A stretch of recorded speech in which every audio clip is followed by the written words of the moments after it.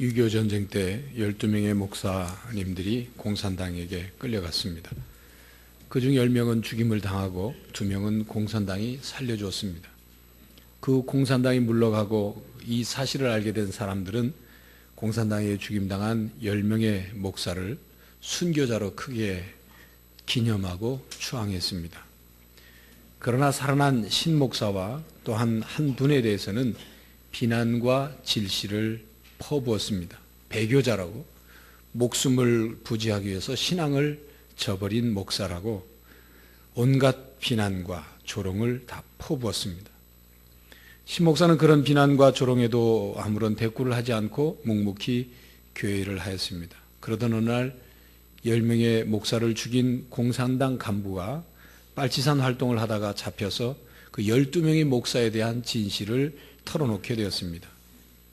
그 공산당들이 10명의 목사가 죽음을 앞두고 목숨만은 살려달라고 구걸하며 목사답지 못한 비굴한 모습을 보였기 때문에 그 10명의 목사를 죽였으며, 그리고 한 목사는 고문에 못 이겨 정신 이상이 되어서 살려주었고, 신목사는 온갖 고문을 견디면서 죽음을 각오하고 의연한 모습을 보인 것에 대해서 공산당 간부가 감동하여서 살려주었다는 그런 말입니다. 이런 사실을 모르는 사람들은 죽은 10명의 목사를 순교자로 추앙했고 살아난 신목사를 배교자로 비난한 것입니다. 이런 사실이 빨치산 활동을 하다가 잡힌 그 공산당 간부가 잡혀서 밝혀지기 전에는 신목사는 어떤 말로도 자신을 변호하지 않았습니다. 자신이 살아나게 된 이유를 그대로 밝혔더라면 존경받는 목사님이 될 텐데, 그럼에도 불구하고 신목사는 침묵을 지키면서 죽은 목사들의 진실을 말하지 않았습니다.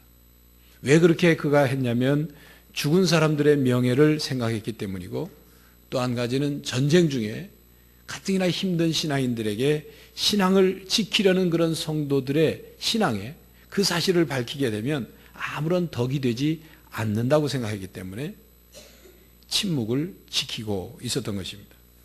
교회를 사랑하고 성도를 사랑하는 마음 때문에 말을 하지 않았다, 그런 말입니다.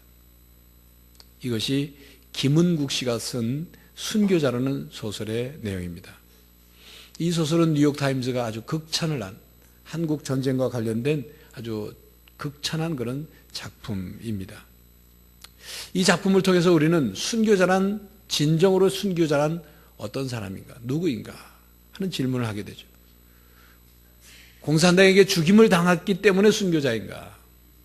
아니면 성도들의 신앙을 위해서 침묵하면서 자신에게 쏟아지는 온갖 비난과 조롱을, 죽음보다도 더 고통스러운 그런 비난과 조롱을 참고 견디며 살아가는 것이 순교자인가 하는 질문을 하게 됩니다.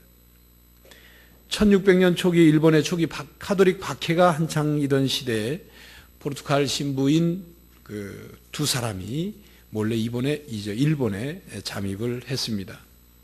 그들이 일본에 들어간 목적은 두 가지였습니다. 하나는 자기들이 그처럼 존경하던 그런 스승이자 아주 유명한 노 신부가 배교를 했다는 것입니다.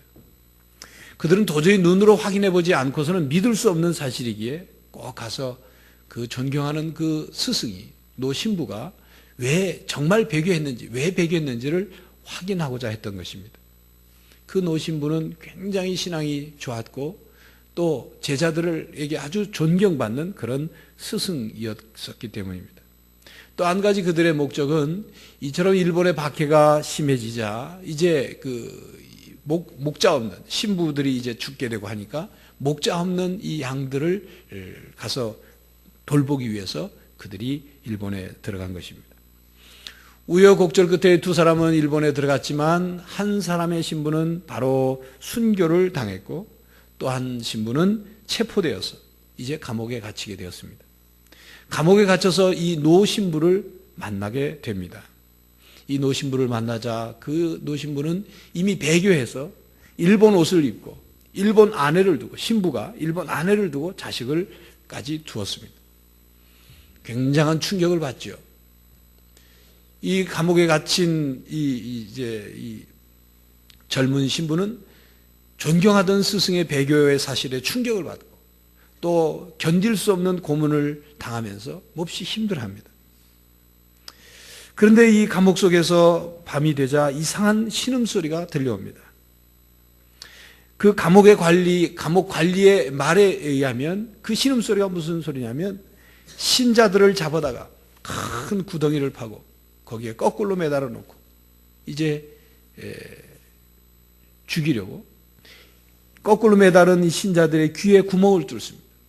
그 뚫린 귓구멍 사이로 피가 한 방울씩 거꾸로 매달려 있으니까 떨어져서 서서히 죽어가는 그 고통을 겪으면서 내는 신음소리였습니다.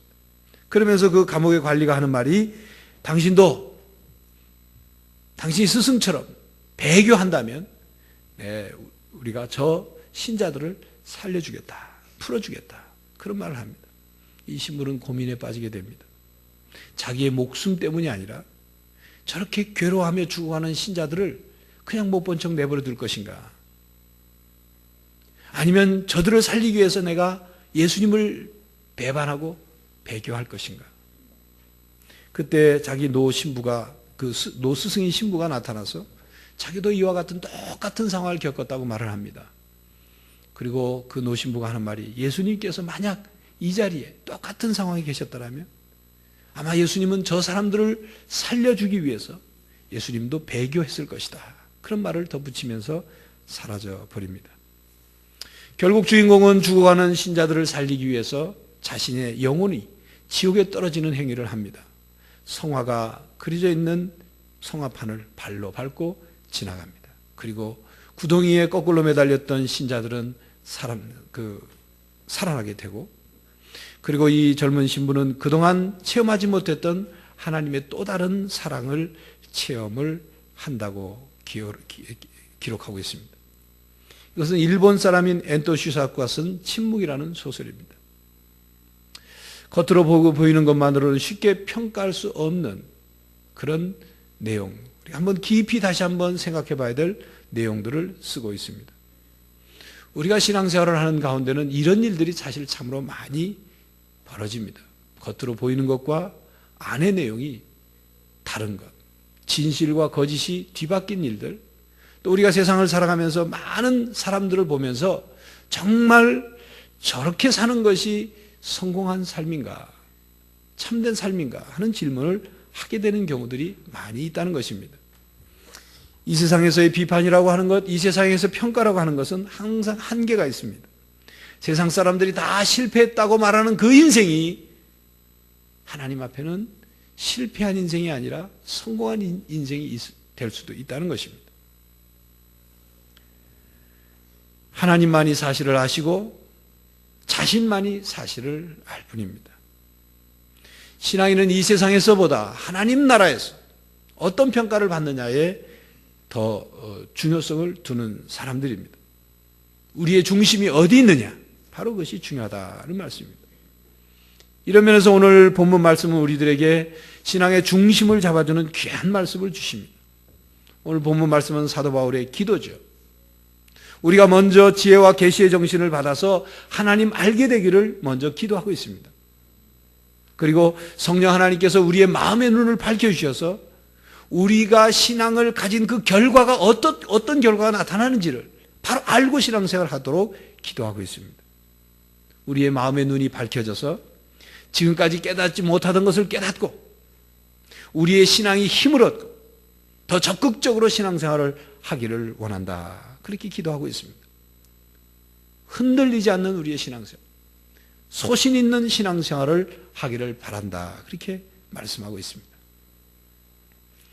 바울은 먼저 하나님을 알기 원한다는 말씀을 하고 그 다음에 18절 상반절에 보면 성도들이 하나님의 부르심의 소망을 알게 해달라고 기도하고 있습니다. 이 말씀을 표준 세번역에는 이렇게 번역했습니다.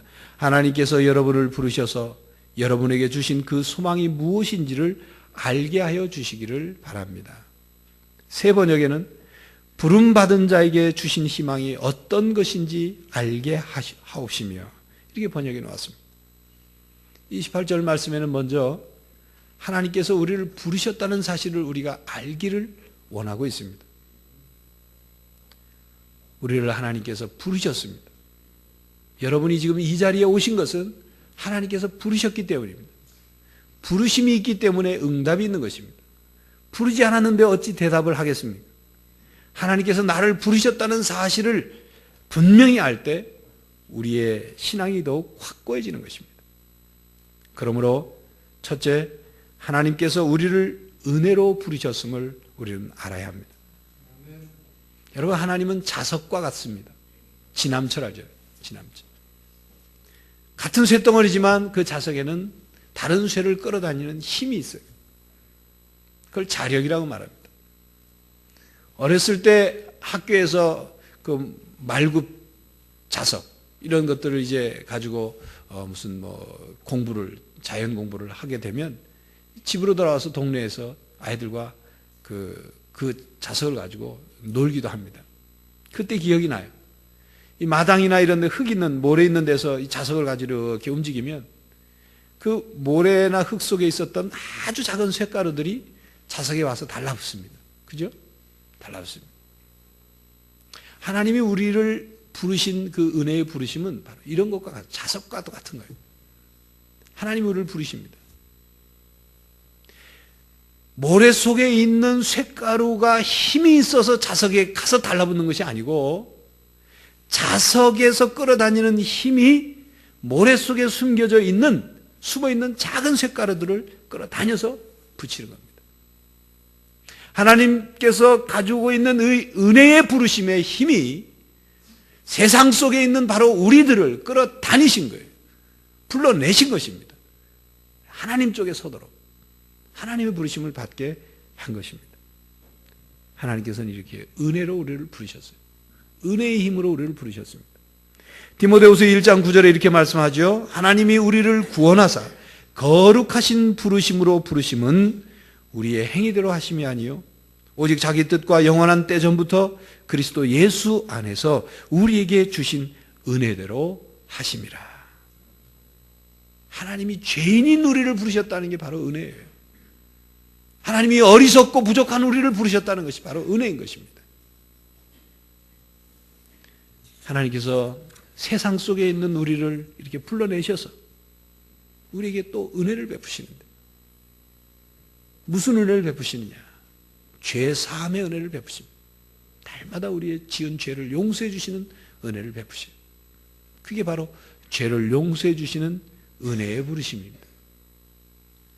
죄를 용서해 주실 뿐만 아니라 우리에게 구원을 주셔요. 구원하여 주시는 은혜의 부르심이 있어요. 구원하시고 그리고 우리를 어떻게 하시느냐? 하나님의 자녀로 삼아주시는 거예요. 하나님의 자녀로 삼으시는 은혜의 부르심이 우리에게 있는 것입니다. 교회 여러분, 하나님이 나를 부르셨다는 확신을 가지고 사는 여러분들 되시길 바랍니다. 이 부르심의 믿음, 부르심의 확신을 가지고 사는 것, 우리 신앙생활에 아주 중요한 것입니다.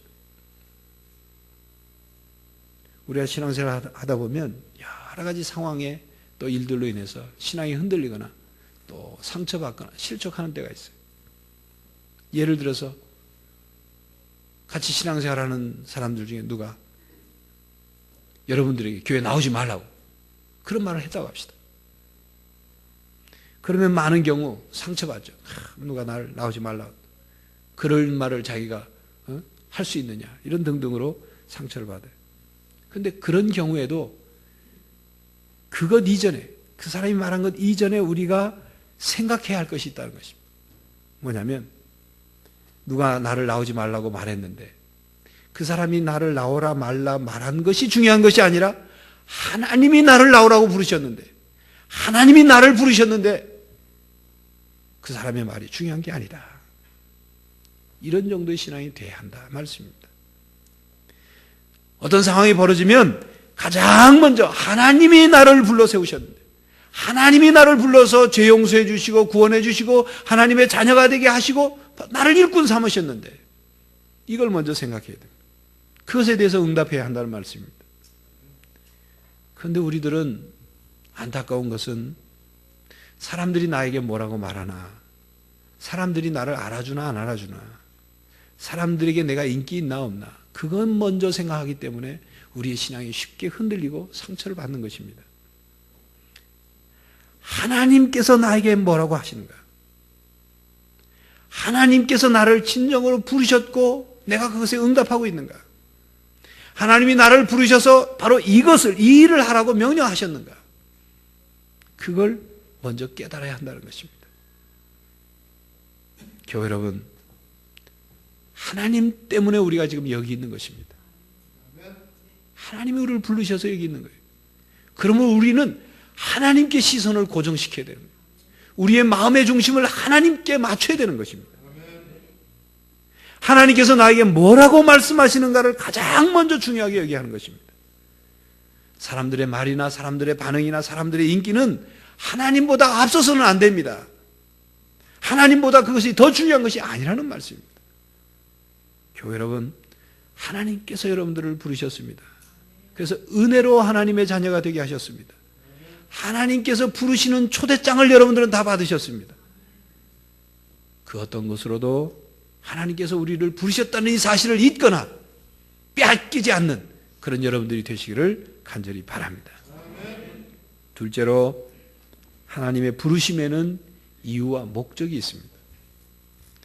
저희 집 아이들이 어렸을 때 제가 좀 장난기가 발동해서 저희 아이들하고 장난을 좀 잘 쳤는데 아이들을 이렇게 불러본 적이 있어요. 큰애한테 준이야 이렇게 부르면 애가 응 하고 대답합니다. 아무 말도 안 해. 제가 아무 말도 안 하겠다. 조금 있다. 준이야 응 하고 대답해요. 아무 말도 제가 안 하고 가만히 있습니다. 또 불러요. 준이야 응. 그리고 아무 말도 안 하고 이거 자꾸 여러 번 되풀이하면 대답하는 아이의 목소리가 이제 점점 짜증스러운 목소리 감정이 실려서 대답을 합니다. 나중에는 준이야 또 부르면 아빠는 왜 불러놓고 아무 말도 안 해? 그러죠. 그러면 제가 장난을 치는 거니까 응 그냥 불러봤어. 그러죠. 그냥 불러봤어. 에이 그러죠. 사실은 제가 우리 아이들에게 장난을 치라고 그렇게 부른 거지만 그 장난을 치는 것 외에 부모가 자녀를 부를 때는 다 이유가 있어서 불러요. 심부름을 시킨다든지 아니면 뭐 방에서 뭘 잘하고 있는지 자는지 깨어 있는지 이런 등등을 생각하고 다 의미 있게 뭔가 이유와 목적이 있어서 자녀를 부릅니다. 하나님이 우리를 부르실 때도 마찬가지예요. 장난치면서 우리를 부르시는 게 아닙니다. 하나님께서 우리를 다 부르셨어요. 자녀로 삼아주셨어요. 우리로 자녀가 되는 권세를 주셨어요. 그리고 우리를 자녀로 부르시는 하나님께서는 우리에게 함께 하나님과 함께 세상을 잘 다스려 보자고 우리를 부르신 거예요. 세상을 책임 있게 다스리고 세상을 가꾸고 세상을 변화시키기 위해서 우리를 부르셨습니다. 성경에 보면 하나님께서는 하나님의 사람들을 부르셔서 일하게 하셨어요. 세상 속에서 일하게 하셨어요. 여러분 요셉을 하나님이 어떻게 부르셨는지 아시죠? 사실 요셉을 부르시는 과정은 요셉에게는 고통이었어요. 고난과 억울함과 이런 것들을 겪으면서 애굽으로 부르셨어요. 그래서 애굽에서 자기 동족이 그 가나안 땅에 기근이 있을 때 그들을 살려낼 수 있도록 요셉을 불러서 일하게 하셨어요. 여러분 모세가 미디안 광야에 도망쳐서 양이나 치고 있었던 그런 모세일 수밖에 없었지만 호렙산의 떨기나무 앞으로 하나님이 모세를 부르셨어요. 그래서 자기 백성을 구해내도록 애굽으로 다시 보내셨습니다. 양을 치던 목동을 불러서 그 다윗이라는 목동을 불러서 왕이 되게 하시고 하나님의 뜻을 펼쳐서 이스라엘을 다스리게 하셨습니다. 선지자들을 불러내셔서 하나님의 말씀을 예언하게 하셨고 예수님께서는 바다에서 고기를 잡는 어부들을 불러서 제자를 삼으시고 세관에서 세리짓 하던 마태를 불러서 제자를 삼으셨습니다. 예수님을 믿는 사람들을 핍박하고 죽이려고 잡으러 갔던 사도 사울을 다메섹 길 위에서 불러서 사울아 사울아 불러내셔서 하나님의 일꾼을 삼으셨어요. 사도 바울은 하나님이 왜 자기를 그렇게 부르셨는지를 깨닫게 됩니다. 그건 하나님을 위해서 일하게 되죠. 그래서 그는 나중에 로마서 1장 1절에 이렇게 고백합니다. 하나님의 부르심을 받아 사도된 나 바울은 그렇게 고백합니다. 하나님의 부르심을 받아 사도된 바울.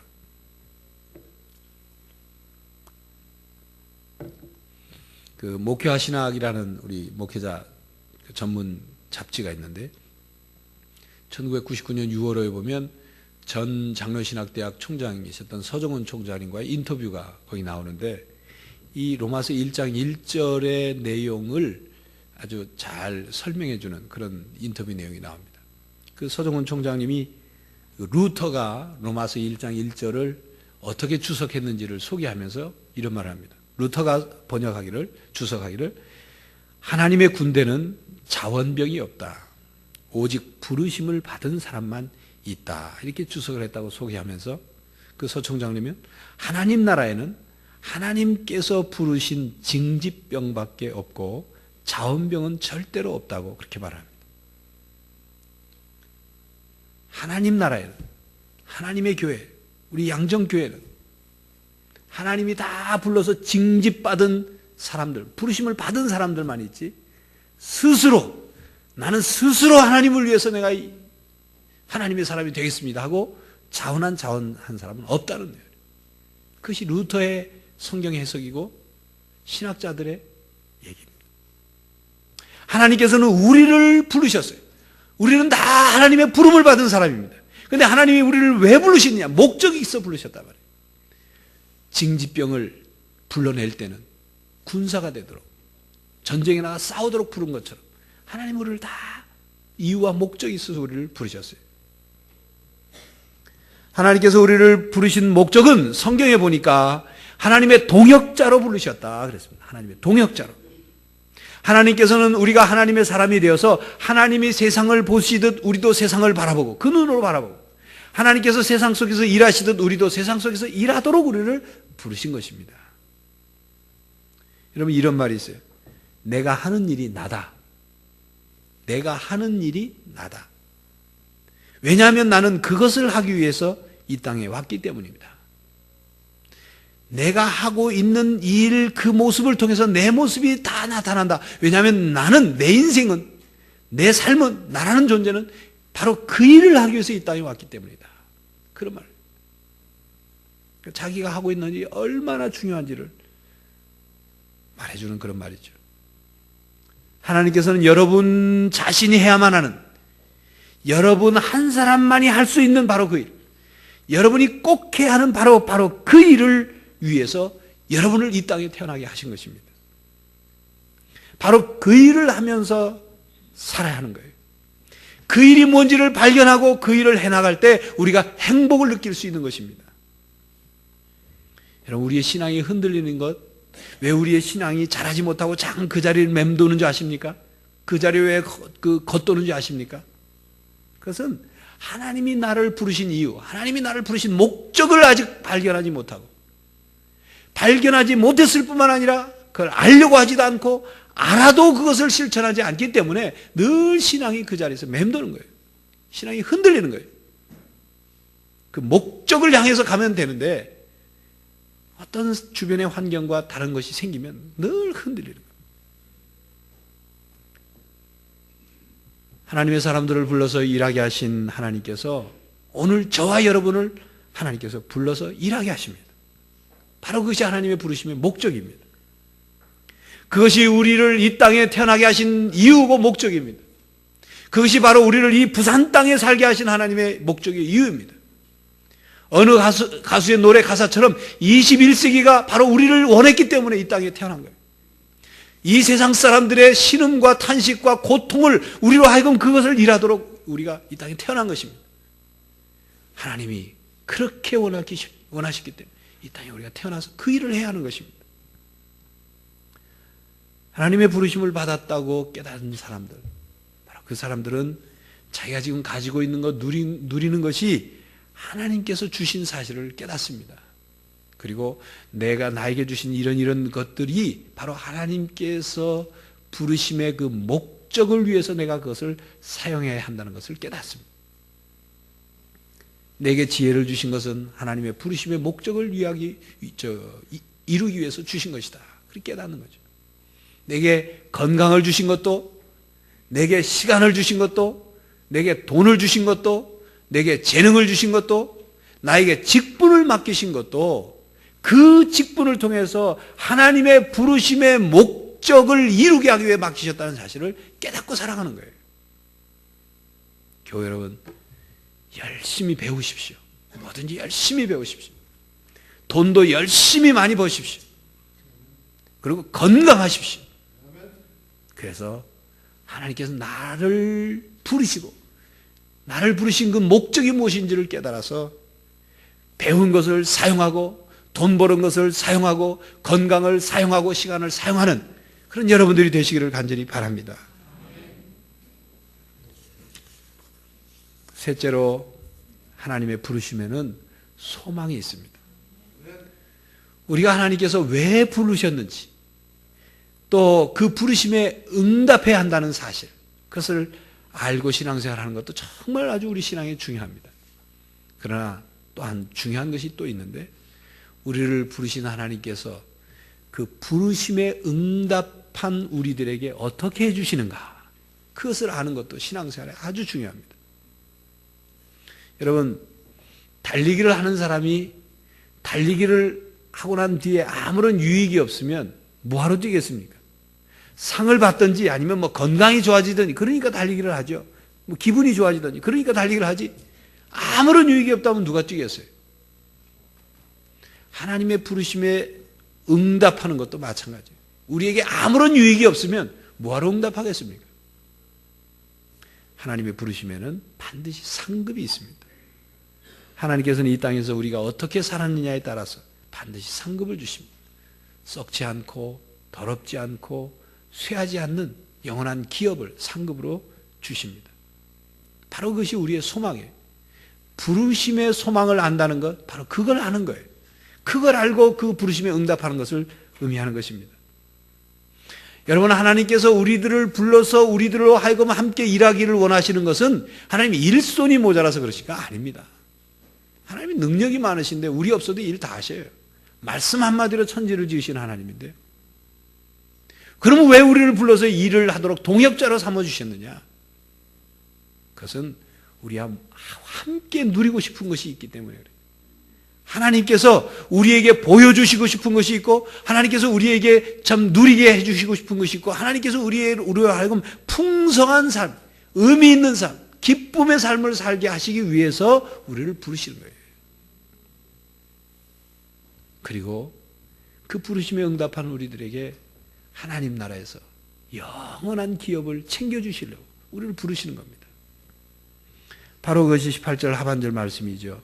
성도 안에서 그 기업의 영광의 풍성이 무엇이며 그것을 알기를 원한다는 겁니다. 하나님의 부르심의 소망이 무엇인지를 알게 되면 그 소망이라는 것이 성도들에게 주시는, 하나님께서 주시는 그 풍성한 영광의 기업이 무엇인지를 믿고 아는 거예요. 거기를 소망하게 되는 것입니다. 그래서 그 기업을 소망하면서 부르심에 맞게 살아갑니다. 힘들어도 십자가를 지게 되어도 견뎌내고 끝까지 가는 겁니다. 부르심의 소망을 붙잡고 부르심의 소망을 바라보면서 끝까지 가는 것입니다. 그러면서 또 오늘 본문 19절은 이렇게 말씀합니다. 그의 힘의 강력으로 역사하심을 따라 믿는 우리들에게 베푸신 능력의 지극히 크심이 어떤 것을 너희로 알게 하시기를 구하노라. 하나님의 부르심을 받고 그 소망이 무엇인지를 아는 성도들이 장차 얻게 될 영원한 영광의 기업을 받게 될 텐데, 그 기업을 받게 되기까지 혼자의 힘이나 혼자의 능력으로 그렇게 하는 것이 아니란 말이에요. 지극히 크신 능력이 우리들에게 베풀어 주신다는 것, 또 주님의 강력한 힘으로 역사를 이뤄간다는 것을 알고 그 힘과 능력에 그 힘입어서 그것을 받아서 신앙생활을 하는 것이라는 것을 우리에게 말씀해 주고 있습니다. 그 부르심의 소망을 붙잡고 끝까지 감당하며 갈 때 하나님의 능력이 우리와 함께 하시고 우리에게 능력을 주신다는 거예요. 그래서 히브리서 9장 15절에 있는 말씀처럼 이를 인하여 그는 새 언약의 중보니 이는 첫 언약 때 범한 죄를 속하려고 주구사 부르심을 입은 자로 하여금 영원한 기업의 약속을 얻게 하려 하심이라. 우리에게 영원한 약속의 기업을 얻도록 우리를 도와주시는 거예요. 하나님께서는 우리를 부르시는 하나님입니다. 오늘 이 시간에도 여러분들의 삶 속에서 하나님은 우리를 부르십니다. 여러분들이 무엇을 볼 때 그 보는 눈을 통해서 하나님의 부르심을 보게 합니다. 여러분들의 양심을 통해서 하나님의 부르심을 듣게 합니다. 여러분들을 하나님께서 감동시키셔서 우리를 부르셔요. 하나님의 말씀을 듣게 하셔서 우리를 부르십니다.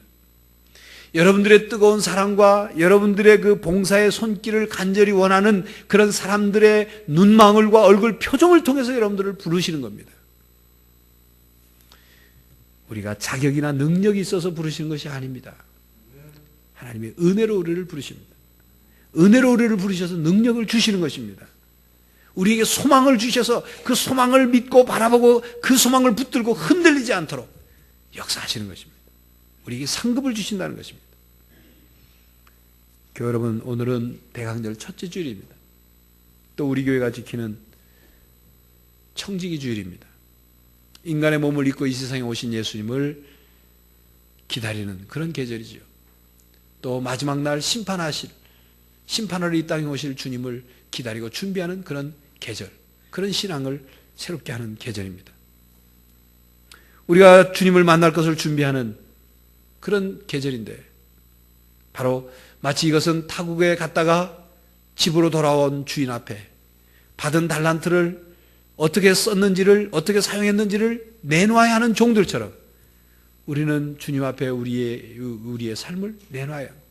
청지기로서 어떻게 살았는지를 내놔야 돼요.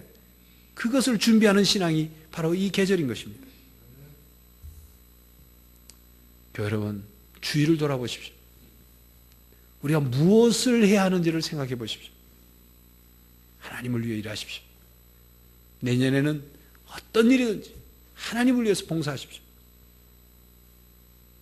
여러분들이 교회 안에 봉사를 할 수 있는 그런 여건이 되지 않는다면 여러분들의 삶의 현장에서, 직장에서 이것만은 내가 하나님을 위해서 일하는 일이라는 분명한 그런 그 부르심에 응답하는 여러분들이 되시기를 바랍니다. 신앙인은 하나님의 부르심을 아는 사람들입니다. 그 부르심을 따라 살아가는 사람들입니다. 이 땅에서 인정받고 칭찬받고 영광을 얻으려고 하지 않고, 하나님께서 나를 부르셨고 그 부르심의 소망이 무엇인지를 알고 그 소망을 붙잡고 끝까지 흔들리지 않는 신앙을 살아가는 것입니다. 바로 이런 부르심의 소망을 붙잡고 흔들리지 않는 믿음으로, 소신 있는 믿음으로 주님을 위해 살아가는 여러분들이 되시기를 간절히 바랍니다. 하나님, 이 세상이 너무나도 어지럽고 복잡해서 참과 거짓이 뒤섞이고 보이는 것과 보이지 않는 것이 혼돈하는 이 시대에 우리의 중심을 하나님께 맞추고 하나님이 우리를 부르셨고 그 부르심의 이유와 목적이 무엇인지를 깨닫고 발견하며 이 땅에서 흔들리지 않는 믿음으로 부르심의 소망을 끝까지 붙잡고 그것을 이뤄나가는 신앙인들이 되게 하여 주시옵소서. 때로는 힘들고 때로는 상처받고 때로는 괴롭고 때로는 십자가를 지하는 고통이 따를지라도 영원한 기업을 소망으로 주신 그 부르심의 소망을 붙잡고 그것을 얻기까지 끝까지 달려가는 성도들이 되게 하여 주시옵소서. 예수 그리스도의 이름으로 기도하옵나이다. 아멘.